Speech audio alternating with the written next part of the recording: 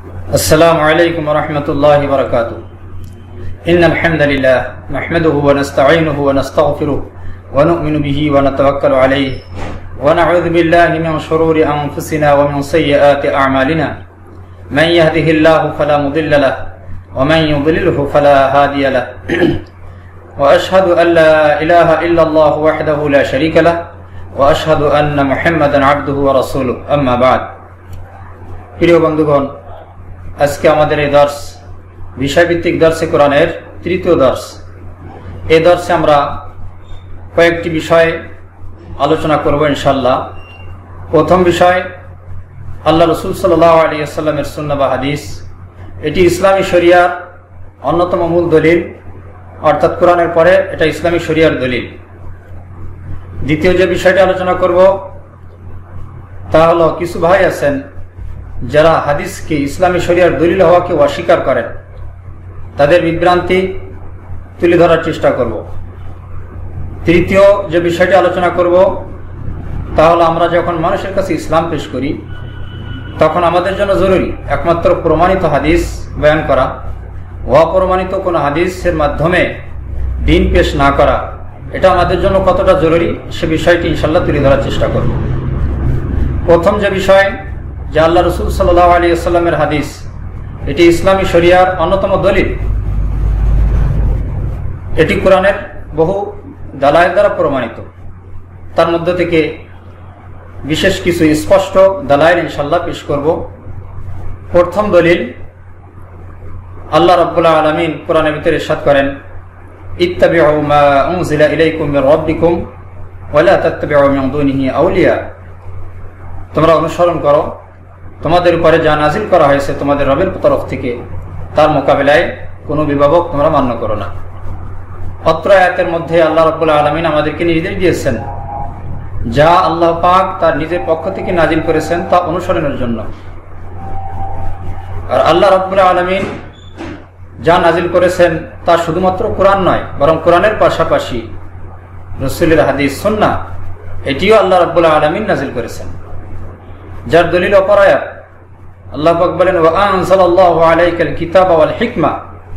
হে নবী, আপনার প্রতি আল্লাহ রাব্বুল আলামিন নাজিল করেছেন কিতাব এবং হিকমা। অত্র আয়াতের মধ্যে হিকমা দ্বারা উদ্দেশ্য সুন্নাহ অর্থাৎ হাদিস। তার কারণ আল্লাহ রাব্বুল আলামিন যা কিছুই নাজিল করেছেন নবীর উপরে রিসালাত হিসেবে, তা দুই ভাগে বিভক্ত।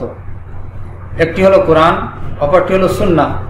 তো আল্লাহ রাব্বুল আলামিন অত্র আয়াতে কিতাব দ্বারা কোরআন বুঝিয়েছেন, তাহলে বাধ্যতামূলক হিকমা দ্বারা সুন্নাহ উদ্দেশ্য হবে। তো এই আয়াত দ্বারা প্রমাণিত হলো যে আল্লাহ রাব্বুল আলামিন কোরআন এবং সুন্নাহ উভয়টি নাজিল করেছেন। আর প্রথম আয়াতে আল্লাহ রাব্বুল আলামিন নির্দেশ দিয়েছেন তিনি যা কিছু নাজিল করেছেন তা অনুসরণের জন্য। সুতরাং এর দ্বারা প্রমাণিত হচ্ছে যে আমাদের জন্য জরুরি কোরআন এবং সুন্নাহ উভয়টি অনুসরণ করা, এবং উভয়টি শরিয়াতের দলিল। এই দলিলটাকে অন্য আরেকভাবে বয়ান করা যায়, তাহলে আল্লাহ রাব্বুল আলামিন ওহীর অনুসরণ করা নির্দেশ দান করেছেন। আল্লাহ পাক তার নবীকে নির্দেশ দিয়ে বলছেন, ওয়াত্তাবি' মা ইউহা ইলাইকা। আপনার প্রতি যা ওহী প্রেরণ করা হয় আপনি তার অনুসরণ করুন। আর আল্লাহ রাব্বুল আলামিন ওহী রূপে কোরআনকেও নাজিল করেছেন এবং হাদিসকেও নাজিল করেছেন। কোরআন সরাসরি আল্লাহ পাকের কথা, আর সুন্নাহ এটি রসুলের কথা, কিন্তু মর্ম আল্লাহর তরফ থেকে, উভয়টি ওহী। যার দলিল অপর আয়াত, আল্লাহ পাক বলেন, মা ইয়ানতিকু আনিল হাওয়া ইন হুয়া ইল্লা ওয়াহয়ুন ইউহা। অর্থাৎ রসুল তিনি দ্বীনের বিষয়ে নিজের তরফ থেকে কোনো কিছুই বলেন না, বরং তিনি কেবলমাত্র যা কিছু বলেন সেটা ওহী মাত্র। আর আল্লাহ রসুল সাল্লাল্লাহু আলাইহি ওয়াসাল্লাম দ্বীনের মধ্যে যা বলেছেন তা তো কেবল কোরআন না, বরং সুন্নাহ বলেছেন। তাহলে অত্র আয়াত মোতাবেক সুন্নাহ আল্লাহর তরফ থেকে ওহী। এমনি ভাবে অন্য আয়াতের ভিতরে আল্লাহ পাক বলেন, ইন আত্তাবিউ ইল্লা মা ইউহা ইলাইয়া। আল্লাহ পাক তার নবীকে নির্দেশ দিচ্ছেন যে আপনি বলুন, আমি তো কেবলমাত্র তারই অনুসরণ করি যার ওহী আমার কাছে প্রেরণ করা হয়েছে। আর আল্লাহ রসুল সাল্লাল্লাহু আলাইহি ওয়াসাল্লাম তার জীবনে শুধু কোরআন নয় বরং সুন্নাহকেও আমলে নিয়েছেন, আমল করেছেন। সুতরাং অত্র আয়াত থেকে বোঝা যাচ্ছে যে সুন্নাহ আল্লাহ রাব্বুল আলামিনের ওহী। সুতরাং এটি আল্লাহ রাব্বুল আলামিন কর্তৃক নির্দেশিত আমলে নেওয়ার জন্য। আর আল্লাহ পাক যখন আমলে নেওয়ার নির্দেশ দিলেন, তো এটি শরীর দলিল হওয়ার প্রমাণ আমরা পেলাম। দ্বিতীয়ত, আল্লাহ রাব্বুল আলামিন কোরআনের মধ্যে ইরশাদ করেছেন, হুয়াল্লাযী বাআসা ফিল উম্মিয়্যিনা রাসূলাম মিনহুম ইয়াতলু আলাইহিম আয়াতিহি ওয়া ইউযাক্কিহিম ওয়া ইউআল্লিমুহুমুল কিতাবা ওয়াল হিকমা।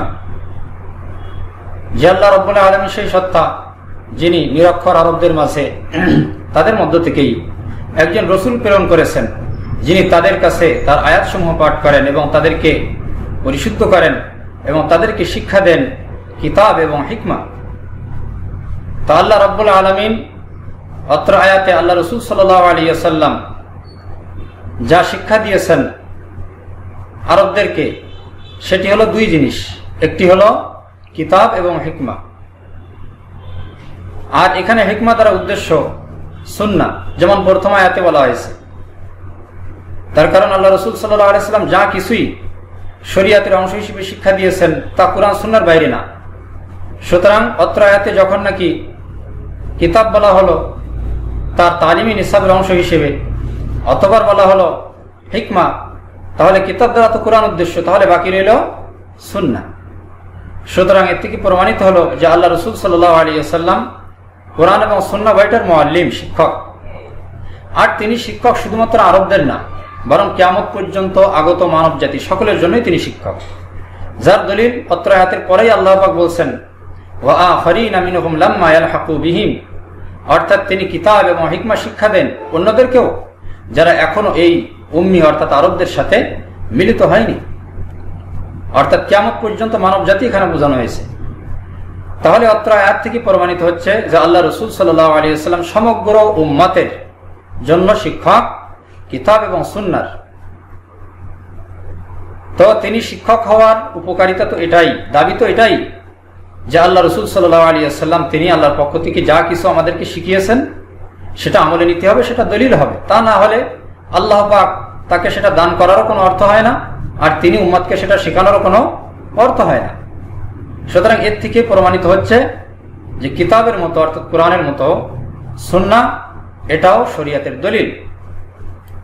তৃতীয়ত, আল্লাহ রাব্বুল আলামিন কোরআনের মধ্যে বারবার নির্দেশ দিয়েছেন, 40 বারের বেশিও নির্দেশ দিয়েছেন যে আতিউ আল্লাহ ওয়া আতিউ রাসূল, তোমরা আনুগত্য করো আল্লাহ পাকের আর আনুগত্য করো রসুলের।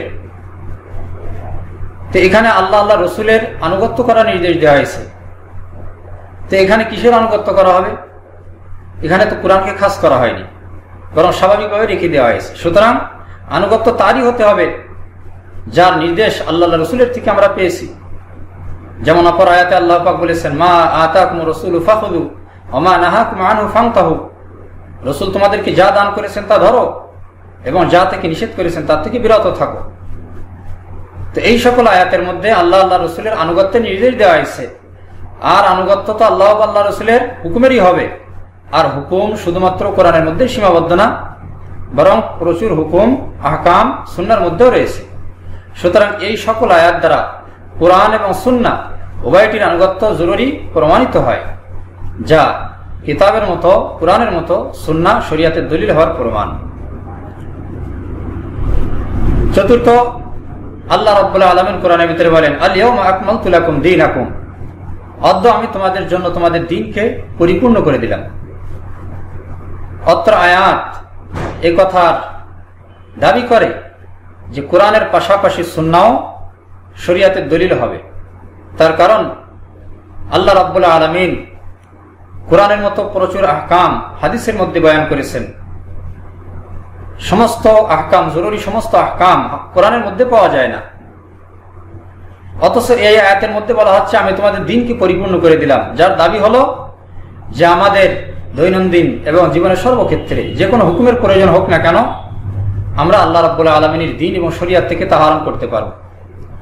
কিন্তু দেখা যাচ্ছে কোরআনের মধ্যে যাবতীয় আহকাম নেই, বরং বহু আহকাম সেখানে অনুল্লেখ রয়েছে, যার বিবরণ হাদিসের মধ্যে দেওয়া হয়েছে। সুতরাং অত্র আয়াতের দাবি মোতাবেক সুন্নাহ অর্থাৎ হাদিস শরীয়তের দলিল, নতুবা আল্লাহ পাকের দ্বীন তো পরিপূর্ণ হবে না। আর পরিপূর্ণ না হলে আল্লাহ পাকের এই কথাও সত্য প্রমাণিত হবে না। সুতরাং দিন পূর্ণতা আল্লাহ পাক দান করেছেন, এর জন্য জরুরি হলো যে কোরআনের পাশাপাশি সুন্নাহ শরীয়তের দলিল হওয়া। তার কারণ কোরআন এবং সুন্নাহ উভয়টি মিলে একতার দায়িত্বশীল যে কিয়ামত পর্যন্ত যে কোনো হুকুম হাকামের যে কোনো নতুন প্রশ্নের জবাব এর মধ্যে পাওয়া যাবে, আর বাস্তবিকও তাই। পঞ্চমত, আল্লাহ রাব্বুল আলামিন কোরআনের ভিতরে বলেন, লা ইউকাল্লিফুল্লাহু নাফসান ইল্লা উসআহা, যে আল্লাহ রাব্বুল আলামিন ক্ষমতার বাইরে কাউকে কোনো দায়িত্ব দেন না। এখন কোরআন মোতাবেক আমল করা তো আল্লাহ রাব্বুল আলামিন আমাদেরকে দায়িত্ব দান করেছেন, কিন্তু কোরআন মোতাবেক আমল করা অসম্ভব যদি নাকি আমরা হাদিসকে বর্জন করি। তার কারণ কোরআনের মধ্যে বিভিন্ন হুকুমের নির্দেশ দেওয়া হয়েছে আমল নেওয়ার জন্য, কিন্তু সেটাকে সংক্ষেপভাবে বলা হয়েছে, তার বিশ্লেষণ দেওয়া হয়নি। কিভাবে সেটা আমলে নিতে হবে তার বিস্তারিত বয়ান আসেনি। তার বিস্তারিত বয়ান হাদিসের মধ্যেই পাওয়া যায়। উদাহরণস্বরূপ আল্লাহ রাব্বুল আলামিন আতুজ যাকাত, তোমরা যাকাত প্রদান করো, এই কথা আল্লাহ রাব্বুল আলামিন বারবার বলেছেন, কিন্তু কি পরিমাণ সম্পদের মালিক হলে যাকাত ফরজ হবে এই কথা তো এখানে উল্লেখ করা হয়নি।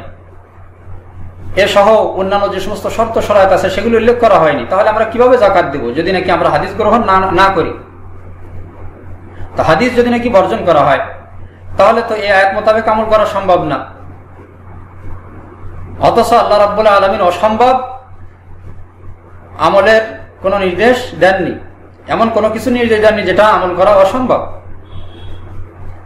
তো আল্লাহ রাব্বুল আলামিন যখন নাকি সম্ভবই বললেন তার কোরআন মোতাবেক আমল করা, তাহলে এটার জন্য জরুরি হাদিস আমলে নেওয়া, হাদিসকে শরীয়তের দলিল মানা, তবেই না কোরআন মোতাবেক আমল করা আমাদের জন্য সম্ভব হবে। এবং লা ইউকাল্লিফুল্লাহু নাফসান ইল্লা উসআহা, আল্লাহ পাক ক্ষমতার বাইরে কোনো দায়িত্ব দেন না, আল্লাহ পাকের এই ঘোষণা সত্য প্রমাণিত হবে। সুতরাং এই সকল দালাইল দ্বারা দিবালোকের মতো স্পষ্ট হয়ে গেল যে শরীয়তের দলিল আল্লাহ পাকের অবতারিত হাদিস এবং সুন্নাহ, এটা ছাড়া দিন কোনোভাবেই পূর্ণতা লাভ করতে পারে না। এটা বাদ দিলে কোরআন মোতাবেক আমল করাও সম্ভব না। দ্বিতীয় যে বিষয়টি আমরা আলোচনা করব তা হল কোরআনের এ সমস্ত দালাইল সহ আরো অন্যান্য দালাইল দ্বারা সুন্নাহ শরীয়তের দলিল প্রমাণিত হওয়া সত্ত্বেও কিছু বিবাদগামী লোক আছেন যারা হাদিসকে শরীয়তের দলিল মানেন না। এর মাধ্যমে বস্তুত তারা ইসলামী শরিয়াকে ধ্বংস করার পায়তারা করছেন। তারা নিজেরাও বিভ্রান্ত হয়েছেন, গুমরা হয়েছেন, অন্যদেরকে বিভ্রান্ত করার চেষ্টা করছেন। তাদের এই বিভ্রান্তি সম্পর্কে স্বয়ং আল্লাহ রাসূল সাল্লাল্লাহু আলাইহি ওয়াসাল্লাম নিজ জীবদ্দশায় সতর্ক করে গেছেন। আল্লাহ রাসূল সাল্লাল্লাহু আলাইহি ওয়াসাল্লাম ইরশাদ করেন, লা উলফিয়ান্না আহাদাকুম মুত্তাকিয়ান আলা আরিকাতিহি ইয়াতিহি আল-আমরু মিন আমরি মিম্মা আমারতু বিহি আও নাহাইতু আনহু ফায়াকুলু লা আদরি মা ওয়াজাদনা ফি কিতাবিল্লাহি ইত্তাবানাহু।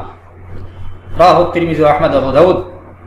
আল্লাহ রাসূল বলেন, আমি যেন তোমাদের কাউকে না পাই এরকম যে সে আরাম পালঙ্গে বসা থাকবে আর তার কাছে আমার পক্ষ থেকে কোনো হুকুম আসবে যার আদেশ আমি দিয়েছি অথবা নিষেধ করেছি, কিন্তু সে বলবে যেটা আমার জানা নেই, আমরা যা কোরআনে পেয়েছি সেটাই মানব। এরকম যেন আমি তোমাদের কাউকে না পাই। অত্র হাদিস আহমদ, আবু দাউদ, তিরমিজি বয়ান করেছেন। এই মর্মের আরো একাধিক সূত্রে অন্যান্য হাদিসও বর্ণিত হয়েছে, এটা প্রমাণিত হাদিস। তো এর মাধ্যমে আল্লাহ রাসূল সাল্লাল্লাহু আলাইহি ওয়াসাল্লাম একদিকে এই ফিতনার ব্যাপারে আমাদেরকে সতর্ক করেছেন এবং আরো জানিয়ে দিয়েছেন, ইশারা করেছেন যে এই ধরনের ফিতনার আবির্ভাব হবে, সেক্ষেত্রে আমাদের কর্তব্য কি সেটাও আল্লাহ রাসূল সাল্লাল্লাহু আলাইহি ওয়াসাল্লাম বয়ান করে দিয়েছেন। তো এই যে সমস্ত লোকেরা যারা হাদিসকে শরীয়তের দলিল মানে না, তারা তাদের এই বিভ্রান্তি মানুষের উপরে চালানোর জন্য একটি সন্দেহের সৃষ্টি করে, সন্দেহ উল্লেখ করে। সেটা হলো যে বহু জাল হাদিস তৈরি করা হয়েছে। তাহলে জাল হাদিস যখন তৈরি করা হয়েছে, তাহলে আমরা কোনটা সহি কোনটা জাল এটা কিভাবে জানবো মানবো? এর ভিতরে তো সন্দেহ এসে গেছে যে যেগুলোকে আমরা সহি হাদিস বলছি সেগুলো তো জালও হতে পারে। কিন্তু তাদের আসলে এই অজুহাত কোনো বাস্তবধর্মী অজুহাত না। তার কারণ আল্লাহ রাব্বুল আলামিন জাল হাদিস আর বাস্তব হাদিস উভয়ের মাঝে পার্থক্য করে দিয়েছেন। তিনি এমনভাবে পার্থক্য করে দিয়েছেন যে একটা অপরটার সাথে মিশে যাবে না। সুতরাং যখন নাকি পার্থক্য করে দিলেন, তাহলে আমরা জাল হাদিস বাদ দিয়ে সহিহ হাদিস গ্রহণ করতে সমস্যা কি? দুনিয়াতে যে কোনো ক্ষেত্রে যে কোনো বস্তুর ভিতরেই তো নকল আর আসল আছে। আমরা নকলের কারণে তো আসলটা বাদ দিই না। আল্লাহ রাব্বুল আলামিন দুনিয়াতে যেরকম তার সিরাতে মুস্তাকিম দান করেছেন, তেমনিভাবে শয়তানের পক্ষ থেকে অসংখ্য পথ রয়েছে। আল্লাহ পাক হুকুম দিচ্ছেন তোমরা সঠিক পথে চলো, শয়তানের পথ পরিহার করো। এখন শয়তানের বহু পথ আছে, সেই অজুহাতে তো আল্লাহ পাকের পথ ছেড়ে দেওয়া যায় না। তদ্রূপ জাল হাদিস তৈরি করা হয়েছে ঠিক, কিন্তু সেগুলোকে আল্লাহ রাব্বুল আলামিন আলাদা করে দেওয়ার, চিহ্নিত করার ব্যবস্থা করেছেন। সুতরাং এখন এই অজুহাত একদম বাতিল যে জাল হাদিসের কারণে সহিহ হাদিসও আমলে নেওয়া যাবে না। তো আল্লাহ রাব্বুল আলামিন এই যে জাল হাদিস আর সহিহ হাদিস, প্রমাণিত আর অপ্রমাণিত হাদিস, এগুলোকে বাছাই করার এবং চিহ্নিত করার ব্যবস্থা গ্রহণ করেছেন। এর ঘোষণা আল্লাহ রাব্বুল আলামিন মূলত কোরআনের এই আয়াতের মধ্যেই দান করেছেন, ইঙ্গিতে, ইন্না নাহনু নাযালনা যিকরা ওয়া ইন্না লাহু লাহাফিজুন, নিশ্চয়ই আমি কোরআন নাজিল করেছি এবং আমি এর হেফাজতকারী। অত্র আয়াত দ্বারা প্রমাণিত হয় যে আল্লাহ রাব্বুল আলামিন কোরআনকেও যেভাবে হেফাজত করবেন, হাদিসকেও তদ্রূপ হেফাজত করবেন। তার কারণ যাবতীয় হাদিস কোরআনের ব্যাখ্যা বিশ্লেষণ, যাবতীয় হাদিস কোরআনের তাফসীর। তাহলে হাদিস যদি হেফাজত না করা হয়, তাহলে তো কোরআন হেফাজত হতেই পারে না। সুতরাং কোরআন হেফাজতের তাগেদায় হাদিস আল্লাহ কর্তৃক সংরক্ষিত হওয়া জরুরি, আর এটাই বাস্তব। তার কারণ আল্লাহ রাব্বুল আলামিন হাদিসকে হেফাজত করার জন্য অসংখ্য হাজার হাজার আইম্মায়ে হাদিস সৃষ্টি করেছেন। তাদেরকে আল্লাহ রাব্বুল আলামিন এমন মেধা দান করেছিলেন, এমন প্রতিভা দান করেছিলেন, যার তুলনা কেবল কম্পিউটারের সাথে হতে পারে। ইমাম বুখারী আলাইহির রাহমা, ওনার ঘটনা, ওনার জীবনকাররা লিখেছেন যে তিনি হাদিসের দর্শে উপস্থিত হতেন, ওস্তাদ হাদিস লিখাতেন বিশাল ময়দানে। ওনার যে সমস্ত সহপাঠী ছিল তারা কিতাবের মধ্যে হাদিস লিখত, কিন্তু তিনি কোনো হাদিস লিখতেন না, শুধু শুনতেন। সহপাঠীরা অভিযোগ করতেন, ওনাকে তিরস্কার করতেন যে তুমি কেন খামাখা সময় নষ্ট করছো। এভাবে তিরস্কার যখন বেশি হয়ে গেল, তখন উনি বললেন যে তোমরা কি লিখেছো নিয়ে আসো, আমার থেকে শোনো। তো যখন এই কথা উনি বললেন, তখন তারা 15,000 হাদিস লিখে ফেলেছেন। ইমাম বুখারী আলাইহির রাহমা সেই 15,000 হাদিস সনদ অর্থাৎ বর্ণনা সূত্র সহ তিনি এক মজলিসে বয়ান করে দিলেন। তার মধ্যে কোনো ভুল থাকলো না, কোনো ভুল হলো না, এমন বিশুদ্ধভাবে তিনি হাদিস বয়ান করলেন যে তার বর্ণনার মাধ্যমে তার যে সমস্ত সাথীরা লিখতে বিভিন্ন রকমের ভুল করেছিলেন, তাদের ভুলগুলো তারা শুধরিয়ে নিলেন। এমনিভাবে তিনি যখন নাকি বাগদাদে গেলেন সফরে, তথাকার মুহাদ্দিসিন ইকরাম ওনার প্রতিভা, ওনার যোগ্যতা, ওনার মেধা পরীক্ষা করার জন্য একটা সিস্টেম করলেন। 10 জন ব্যক্তিকে দায়িত্ব দেওয়া হলো, প্রত্যেকের দায়িত্ব দেওয়া হলো যে 10টি করে হাদিস আপনারা গ্রহণ করুন, সেটার সনদ এবং মতন অর্থাৎ হাদিসের মূল বক্তব্য এবং বর্ণনা সূত্র এটাকে একদম উলটপালট করে ফেলবেন। এরপরে ইমাম বুখারী আলাইহির রহমার কাছে এক একজন উপস্থিত হয়ে 10টি এরকম পরিবর্তিত হাদিস পেশ করবেন। উনি এর সমাধান কি দেন, কি উত্তর দেন, এটা আমরা দেখব, তার থেকে প্রমাণিত হবে ওনার যোগ্যতা। ইমাম বুখারী আলাইহির রহমা যখন বাগদাদে উপস্থিত হলেন, তারা তাদের সিদ্ধান্ত মোতাবেক একজন একজন করে ওনার কাছে এইভাবে 10টি হাদিস পেশ করতে থাকলেন। তিনি প্রত্যেকের থেকে হাদিস শোনার পরে বলেন যে লা আদরি, আমি জানি না। এইভাবে 10 জনের হাদিস শোনা হয়ে গেল। যখন শোনা হয়ে গেল, তখন প্রথম জনকে লক্ষ্য করে বললেন যে তুমি হাদিস এরকম বলেছিলে, হবে এরকম। দ্বিতীয় হাদিস এরকম বলেছিলে, এরকম হবে। তৃতীয় হাদিস এরকম বলেছিলে, কিন্তু সহিহ হাদিস বিশুদ্ধ এইভাবে তিনি 10 জনের 100 হাদিস তারা যেভাবে উলটপালট করে উল্লেখ করেছেন সেভাবে তিনি প্রথম উল্লেখ করলেন। এরপরে সেগুলোকে আবার ঠিক করলেন, সনদ যেরকম হওয়ার দরকার সেখানে নিলেন, মতন যেখানে যাওয়ার দরকার সেখানে নিয়ে গেলেন। তো এখানে আশ্চর্যের বিষয় তো তিনি সহিহ হাদিস বয়ান করলেন, কিন্তু তার থেকে আরো বেশি আশ্চর্যের যে 100 উল্টানো হাদিস, পরিবর্তিত হাদিস তিনি একবার শোনা মাত্রই তিনি সব মুখস্থ করে ফেললেন। এভাবে অন্যান্য হাদিস আইম্মাদের মেধাও এরকম ছিল, তাদেরও এরকম ধরনের বিভিন্ন ঘটনা রয়েছে। তো এই সমস্ত আইম্মায়ে হাদিস তারা তাদের জীবনকে নিপাত করেছেন সহিহ এবং জয়ীফ, খাঁটি এবং ভেজাল হাদিসকে পার্থক্য করার জন্য। এই পার্থক্য করার জন্য তারা বিশেষত 3টি শর্ত গ্রহণ করেছেন, অর্থাৎ হাদিস আল্লাহ রাসূল সাল্লাল্লাহু আলাইহি ওয়াসাল্লাম থেকে প্রমাণিত হওয়ার জন্য 3টি শর্ত তারা গ্রহণ করেছেন, যার গ্রহণযোগ্যতা কোরআন থেকে প্রমাণিত। প্রথম শর্ত যে বর্ণনাকারী যিনি হবেন হাদিসের, তিনি অবশ্যই আদিল হতে হবে, অর্থাৎ কবিরা গুনাহ থেকে মুক্ত হতে হবে, পরেজগার হতে হবে। তা না হলে তার হাদিস গ্রহণযোগ্য হবে না। এর দলিল কোরআনের আয়াত। আল্লাহ পাক বলেন, ইয়া আইয়ুহাল্লাযীনা আমানু ইন জাআকুম ফাসিকুম বিনাবাইন ফাতাবায়ানু, হে মুমিনগণ, তোমাদের কাছে কোনো ফাসিক অর্থাৎ কবিরা গুনাহ করে এরকম কোনো ব্যক্তি যদি কোনো খবর নিয়ে আসে, তাহলে তোমরা তা যাচাই করো। তো এখানে ফাসিকের খবর আল্লাহ রাব্বুল আলামিন যাচাই করতে বলেছেন, যার থেকে বোঝা যাচ্ছে যে তার খবর গ্রহণযোগ্য না।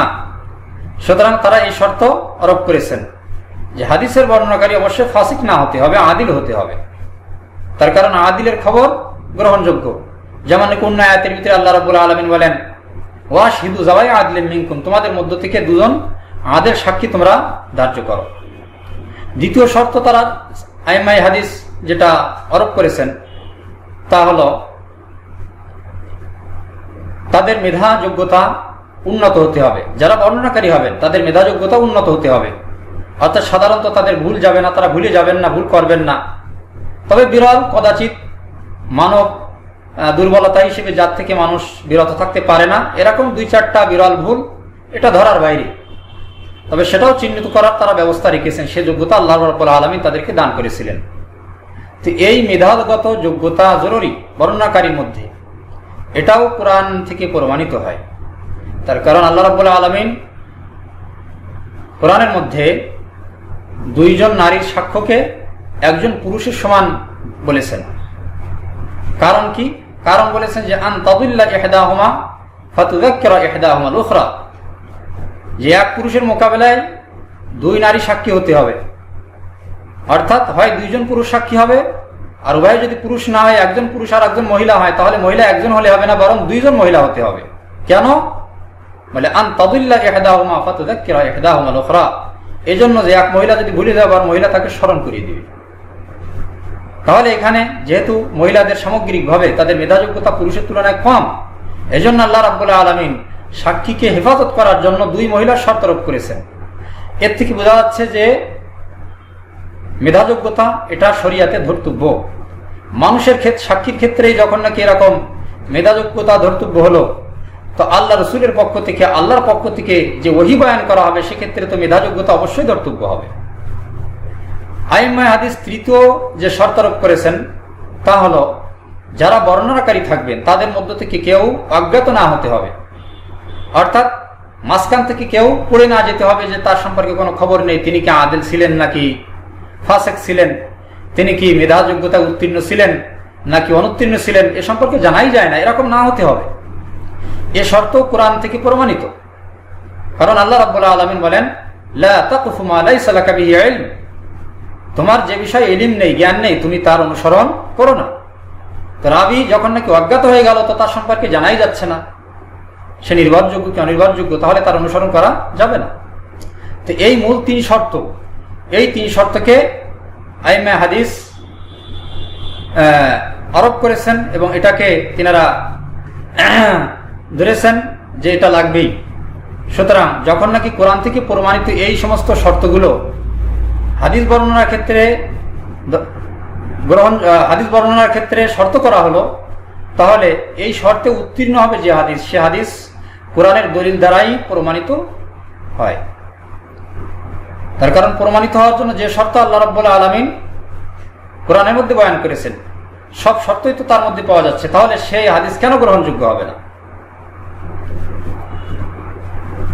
এরপরে তৃতীয় যে বিষয়টি আমি আলোচনা করতে চাই তা হলো, আমরা যখন নাকি হাদিস বয়ান করব, তো সেক্ষেত্রে আমাদের জন্য জরুরি হবে যে জাল হাদিস, জয়ীফ হাদিস, যা প্রমাণিত না, এই ধরনের কোনো হাদিস বর্ণনা না করা। তার কারণ হাদিস হয়তো জাল হবে অথবা এমন জয়ীফ হবে যেটা অপ্রমাণিত। হর অবস্থায় এটা বয়ান করা, এর দ্বারা শরীয়তের দলিল দেওয়া, এটা হারাম হবে। যদি নাকি হাদিস সম্পূর্ণ জাল হয়, অর্থাৎ এটা জানা যে এটা তৈরি করা হাদিস, এটা মিথ্যা হাদিস, তাহলে এটি বয়ান করা শরীয়তের দলিল হিসেবে হারাম। তার দলিল আল্লাহ রাব্বুল আলামিন কোরআনের ভিতরে বলেন, ওমান আযলামু মিম্মান ইফতারা আলাল্লাহি কাযিবা, তার থেকে বড় জালেম আর কে, যে আল্লাহর প্রতি মিথ্যারোপ করে। হাদিস তো এটা আল্লাহর পক্ষ থেকে ওয়াহি, রসুলের হাদিস আল্লাহর ওয়াহি। সুতরাং যখন নাকি এটাকে রসুলের হাদিস বলা হবে, তো এটাও বলা হচ্ছে যে এটা আল্লাহর পক্ষ থেকে আগত, অথচ সেটা জাল, তাহলে তো আল্লাহর উপরে মিথ্যারোপ করা হলো। আর আল্লাহ রাব্বুল আলামিন এই আয়াতের মধ্যে আল্লাহর প্রতি মিথ্যারোপকারীকে সবথেকে বড় জালিম বলেছেন। অপর আয়াতে আল্লাহ পাক বলেন, ইন্নাল্লাযীনা ইফতারুনা আলাল্লাহিল কাযিবা লা ইফলিহুন, নিশ্চয়ই যারা আল্লাহর উপরে মিথ্যারোপ করে তারা সফলকাম হবে না। মাতাউন কলিলুন ওয়া লাহুম আযাবুন আলীম, দুনিয়াতে তাদের জন্য রয়েছে সামান্য ভোগ্য বস্তু, এরপরে আখিরাতে রয়েছে মর্মন্তুদ শাস্তি। হাদিসের মধ্যে আল্লাহ রাসূল সাল্লাল্লাহু আলাইহি ওয়াসাল্লাম ইরশাদ করেন, মান কাযাবা আলাইয়া মুতাআম্মিদান ফালিয়াতাবাওয়া মাকআদাহু মিনান নার, যে ইচ্ছাকৃত আমার উপরে মিথ্যারোপ করবে সে যেন জাহান্নামে তার ঠিকানা বানিয়ে নেয়। মুতাওয়াতির হাদিস। তো আল্লাহ রাসূল সাল্লাল্লাহু আলাইহি ওয়াসাল্লামের এই হাদিস এবং কোরআনের এই আয়াত দ্বারা প্রমাণিত হলো যে জাল হাদিস, এটাকে বয়ান করা শরীয়তের অংশ হিসেবে, শরীয়তের দলিল হিসেবে, এটা মহা অপরাধ, মহা হারাম।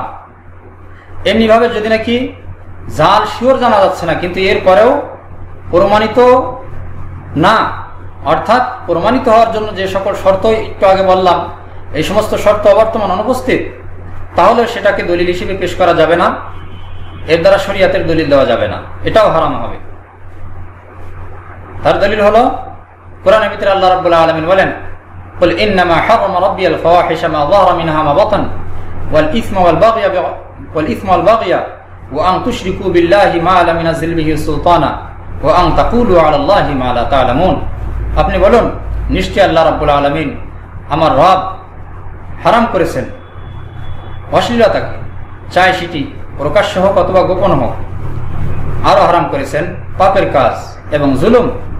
আরো হারাম করেছেন শিরিক করা আল্লাহ পাকের সাথে এমন কিছু যার কোনো প্রমাণ আল্লাহ পাক নাজিল করেননি। আরো হারাম করেছেন যে তোমরা আল্লাহ পাকের নামে এমন কিছু বলো যা তোমরা জানো না, অর্থাৎ সেটা আল্লাহ পাক বলেছেন বলে তোমাদের জানা নেই। তো এই আয়াতে আল্লাহ রাব্বুল আলামিন স্পষ্টত আল্লাহ পাকের নামে এমন কিছু বলাকে হারাম করলেন যেটা আল্লাহ পাক বলেছেন বলে আমাদের জানা নেই। তাহলে হাদিস যখন নাকি প্রমাণিত হবে না, তখন সেটাও যে আল্লাহ রাব্বুল আলামিন বলেছেন, রাসূল বলেছেন, এটা তো আমাদের জানা নেই। সুতরাং সেটা শরীয়তের অংশ হিসেবে, দলিল হিসেবে বয়ান করা এই আয়াতের প্রকাশ্য ফতোয়া মোতাবেক হারাম হবে। আর যদি নাকি আমরা এরকম করি, যা অপ্রমাণিত হাদিস যদি নাকি দলিল হিসেবে পেশ করি, তাহলে একদিকে আল্লাহ রাব্বুল আলামিনের নিষিদ্ধ এই হারামের লিপ্ত হব আমরা, অপরদিকে শয়তানের অনুসরণ হবে। তার কারণ শয়তানের ব্যাপারে আল্লাহ পাক বলেন, ইন্নামা ইয়া'মুরুকুম বিস-সু'i ওয়াল ফাহশা ওয়া আন তাকুলু আলাল্লাহি মা লা তা'লামুন, নিশ্চয় শয়তান সে তোমাদেরকে নির্দেশ দেয় অশ্লীলতা, অপকর্মে, এবং তোমরা আল্লাহ রাব্বুল আলামিনের নামে এমন বিষয় বলো যা তোমরা জানো না। এই আয়াত দায় থেকে প্রমাণিত হলো অপ্রমাণিত হাদিস দ্বারা দলিল দেওয়া, এটাকে শরীয়তের অংশ বানানো, এটা হারাম। এমনিভাবে আল্লাহ রাসূল সাল্লাল্লাহু আলাইহি ওয়াসাল্লাম একইভাবে হাদিসের মধ্যে ইরশাদ করেছেন, ইত্তাকুল হাদিসা আন্নি ইল্লা মা আলিমতুম, তোমরা আমার পক্ষ থেকে হাদিস বয়ান করা থেকে বিরত থাকো শুধুমাত্র সেটি ছাড়া যা তোমরা জানো। অর্থাৎ যেটা জানা আছে যে আল্লাহ রাসূল সাল্লাল্লাহু আলাইহি ওয়াসাল্লাম এটা বলেছেন, আল্লাহ রাসূলের কথা হিসেবে প্রমাণিত, সেটাই শুধুমাত্র বলা যাবে, এর বাইরে বলা যাবে না। সুতরাং এর থেকে জরুরি হয়ে পড়ল যে আমরা যেন এই জাল হাদিস বয়ান না করি এবং অপ্রমাণিত হাদিস শরীয়তের অংশ না বানাই। এভাবে আল্লাহ রাব্বুল আলামিন জাল হাদিস, অপ্রমাণিত হাদিস এর উপরে এরকম কঠোর বাণী উচ্চারণ করার কি কারণ? এর কারণ হলো যে জাল হাদিস বয়ান করার কারণে, অপ্রমাণিত হাদিস এটা আমলে নেওয়ার কারণে শরিয়াত বিকৃত হয়। পূর্ববর্তী যে সমস্ত আসমানি কিতাব যেগুলো ধ্বংস হয়ে গেছে, যেগুলো বিকৃত হয়ে গেছে, যার কোন অংশ আল্লাহ পাকের কালাম, কোনটা মানুষের কালাম তারতম্য করার কোনো ব্যবস্থা নেই, তার মূলে ছিল আল্লাহ পাকের নামে নিজেদের তৈরি করা কথা চালিয়ে দেওয়া। যেমন নাকি কোরআনের ভিতরে আল্লাহ রাব্বুল আলামিন ইরশাদ করেন, ফাওয়াইলুল লিল্লাযীনা ইয়াকতুবুনাল কিতাবা বিআইদিহিম সুম্মা ইয়াকুলুনা হাযা মিন ইনদিল্লাহি লিয়াশতারু বিহি সামানান ক্বালীলা ফাওয়াইলুল লাহুম মিম্মা কাতাবাত আইদিহিম ওয়া ওয়াইলুল লাহুম মিম্মা ইয়াকসিবুন। ওই সমস্ত মানুষদের জন্য ধ্বংস যারা নিজেদের হাতে লেখে অথবা বলে যেটা আল্লাহর পক্ষ থেকে, যাতে এর মাধ্যমে তারা দুনিয়ার তুচ্ছ মূল্য আহরণ করতে পারে। সুতরাং তাদের জন্য ধ্বংস তাদের লেখার কারণে, আর তাদের জন্য ধ্বংস তাদের উপার্জনের কারণে। এই আয়াতের মোতাবেক দেখা যাচ্ছে যে উলামায়ে বানী ইসরাইল তারা আল্লাহ পাকের নামে বিভিন্ন কথা তৈরি করে চালিয়েছে, আর এভাবে চালানোর কারণেই তাওরাত, ইনজিল সহ আসমানি কিতাবগুলো বিকৃত হয়ে গেছে, তাদের শরিয়াত ধ্বংস হয়ে গেছে। আমাদের শরিয়াতকে আল্লাহ রাব্বুল আলামিন হেফাজত করতে চান, সুতরাং এই শরিয়াত বিকৃত এবং নষ্ট হওয়ার এই যে পথ, এটাকে আল্লাহ রাব্বুল আলামিন কঠোরভাবে বন্ধ করতে চেয়েছেন। তাছাড়া আল্লাহ রাব্বুল আলামিনের নামে, রসুলের নামে এরকম ভিত্তিহীন কথা চালানো, এটা গুরুতর অপরাধ হওয়ার আরেকটি কারণ যে এই ইসলামী শরিয়া এটা আল্লাহ রাব্বুল আলামিনের মহা আমানত। এটা এমন আমানত যে আমানত বহন করতে আসমান, জমিন এবং পর্বতসমূহ অস্বীকার করেছে। আমরা সেটি হেফাজত করার দায়িত্ব নিয়ে বহন করেছি। আল্লাহ রাব্বুল আলামিন বলেন, ইন্না আরাদনাল আমানাতা আলাস সামাওয়াতি ওয়াল আরদ ওয়াল জিবাল ফাআবাইনা আন ইয়াহমিলনাহা ওয়া আশফাকনা মিনহা ওয়া হামালাহাল ইনসান। আমি এই আমানতকে পেশ করেছি বহন করার জন্য আসমান, জমিন এবং পাহাড়ের উপরে, কিন্তু তারা ভীত আতঙ্কিত হয়ে পড়েছে। এটা বহন করতে তারা অস্বীকৃতি জ্ঞাপন করেছে, কিন্তু এটা বহন করে নিয়েছে ইনসান। তো আল্লাহ রাব্বুল আলামিনের এত ভারী আমানত, এই আমানতের খেয়ানত হবে যদি নাকি আমরা আল্লাহ রাব্বুল আলামিনের নামে অপ্রমাণিত কথা চালাই, সেটাকে ইসলামের অংশ বানিয়ে নিই। আল্লাহ রাব্বুল আলামিন এটাকে নিষেধ করেছেন কোরআনের মধ্যে কঠোরভাবে, যে লা তাখুনুল্লাহ ওয়ার রাসূল ওয়া তাখুনু আমানাতিকুম ওয়া আনতুম তা'লামুন। তোমরা আল্লাহ রাসূলের আমানতে খেয়ানত করো না, আর তোমাদের নিজেদের আমানতেও খেয়ানত করো না জেনে বুঝে। মানুষের সামান্য টাকা পয়সার আমানতে খেয়ানত করা এটা হারাম, অথচ এর সম্পর্ক, এর ক্ষতি তার ব্যক্তির সাথে সংশ্লিষ্ট। আর আল্লাহ রাব্বুল আলামিনের এই আমানত, এটা তো গোটা মানব জাতির সাথে সংশ্লিষ্ট, এটা আল্লাহ রাসূলের আমানত। তাহলে এটাকে হেফাজত করা, এর মধ্যে খেয়ানত না করা কি পরিমাণ জরুরি হবে। তেমনি ভাবে আরো একটি কারণ, এই জাল হাদিস, অপ্রমাণিত কথা আল্লাহ পাকের নামে চালানো গুরুতর অপরাধ হওয়ার আরো একটি কারণ হলো যে মিথ্যা সাক্ষ্য দেওয়া সাধারণ মানুষের ব্যাপারেও গুরুতর অপরাধ। মানুষের মামলা মোকদ্দমার ক্ষেত্রে, বিচার আচারের ক্ষেত্রে মিথ্যা সাক্ষ্য দেওয়া যেরকম অপরাধ, তেমনি ভাবে না জেনে না বুঝে ভিত্তিহীন সাক্ষ্য দেওয়া এটাও অপরাধ। আল্লাহ রাব্বুল আলামিন ফাজতানিবু রিজসা মিনাশ শাইতান ফাজতানিবু রিজসা মিনাল আওসানি ওয়াজতানিবু ক্বাওলা যুর। আল্লাহ পাক বলেন যে তোমরা মূর্তি পূজা ত্যাগ করো আর মিথ্যা কথা বর্জন করো। এখানে মিথ্যা কথা বলতে আল্লাহ রাসূলের তাফসীর মোতাবেক মিথ্যা সাক্ষ্য বোঝানো হয়েছে। তো আল্লাহ রাব্বুল আলামিন মিথ্যা সাক্ষ্যকে এত গুরুতর হিসেবে উল্লেখ করলেন যে মূর্তি পূজার সাথে তাকে উল্লেখ করা হয়েছে। আল্লাহ রাসূল সহিহ হাদিসের মধ্যে কবিরা গুনার মধ্যে এই মিথ্যা সাক্ষ্যকে উল্লেখ করেছেন। তো মানুষের হকের ব্যাপারে মিথ্যা সাক্ষ্য যদি নাকি এত গুরুতর হয়, তাহলে সমগ্র মানব জাতির স্বার্থ সংশ্লিষ্ট, তাদের দুনিয়া আখেরাত যার সাথে জড়িত, যে শরিয়াতের সাথে, সেই সাক্ষ্যের ক্ষেত্রে মিথ্যা বলা, ভিত্তিহীন কথা বলা কতটা গুরুতর অপরাধ হবে। সুতরাং এই সমস্ত কারণে আল্লাহ রাব্বুল আলামিন তার এবং তার রাসূলের নামে জাল হাদিস চালানো, অপ্রমাণিত হাদিস চালানো, এটা কঠোর হারাম। কিন্তু বাস্তবতা হলো সারা দুনিয়াতে সাধারণভাবে, বিশেষত আমাদের এই ভারত উপমহাদেশে, আমরা হাদিস বয়ান ক্ষেত্রে সতর্কতা অবলম্বন করি না।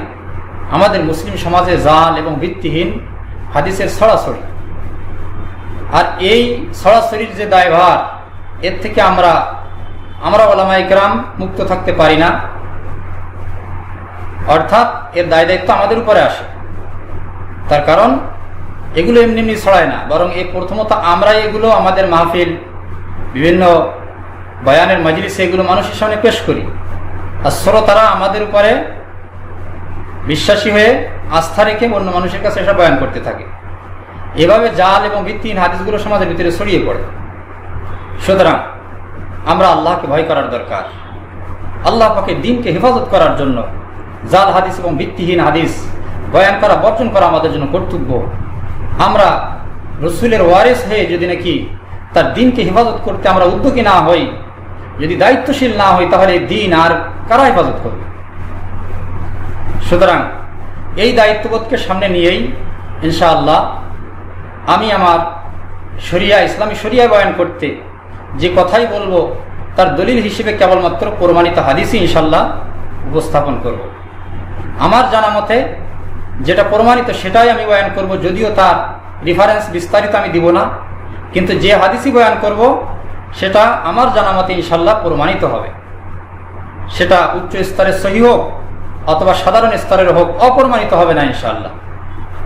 যদি কোথাও এর ব্যতিক্রম হয় তাহলে সেটা আমার মানবিক দুর্বলতা, আমার অনিচ্ছাকৃত ভুল, যার জন্য আমি আল্লাহ পাকের কাছে ক্ষমা প্রার্থী, অনুতপ্ত। তো এই দীর্ঘ আলোচনার মাধ্যমে আলহামদুলিল্লাহ সুন্নাহ সম্পর্কে আমাদের যে জ্ঞাতব্য ছিল সেটা এখানে সমাপ্ত হলো। সামনের দর্শে ইনশাআল্লাহ সাহাবা ইকরামের উসওয়া, তাদের যে পথ, তাদের যে আদর্শ ইসলামী শরিয়ার ব্যাপারে, সেটা আমরা আমলে নেওয়া জরুরি। এ সম্পর্কে ইনশাআল্লাহ বিশ্লেষণ সামনের দর্শে পেশ করা হবে। ওয়া আখিরু দাওয়ানা আলহামদুলিল্লাহি রাব্বিল আলামিন। আসসালামু আলাইকুম ওয়া রাহমাতুল্লাহি ওয়া বারাকাতুহু।